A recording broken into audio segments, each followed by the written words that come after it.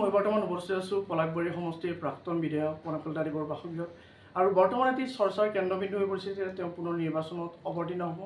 আচলতে এই নিৰ্বাচনত যি তেওঁ অৱতীৰ্ণ হ'ব, তেওঁৰ যি অনুৰাগী সেই অনুৰাগীৰ মাজত এতিয়া এটি চৰ্চাৰ কেন্দ্ৰবিন্দু হৈ পৰিছে।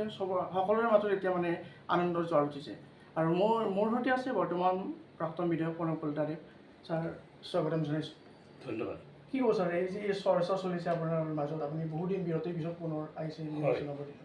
বহুদিন বিৰতিৰ পিছত পুনৰ 2026 চনৰ নিৰ্বাচনলৈ মই সম্পূৰ্ণ চাৰিওফালৰ পৰা সম্পূৰ্ণ প্ৰস্তুত হৈ উঠিছোঁ।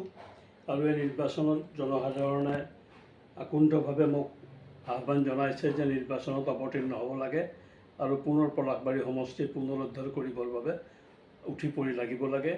আৰু এই ক্ষেত্ৰত মই সকলোৰে প্ৰতি শ্ৰদ্ধা আৰু সন্মান জনাই এই নিৰ্বাচনত অৱতীৰ্ণ হ'বৰ বাবে সাজু হৈছোঁ। হয়, বৰ্তমান ছাৰ এই যি বিজেপি চৰকাৰ, এই বিজেপি চৰকাৰখনৰ প্ৰতি আপোনাৰ সন্তুষ্টি?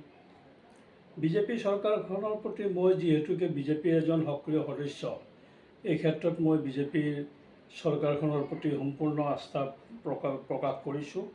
আৰু এই ক্ষেত্ৰত বিজেপিৰ যিবিলাক কাম কাজ আৰম্ভ কৰিছে, এই কাম কাজবিলাকে আমাৰ অসমখনক এক নতুন ৰূপত ৰূপায়িত কৰিব বুলি মই অনুভৱ কৰিছোঁ।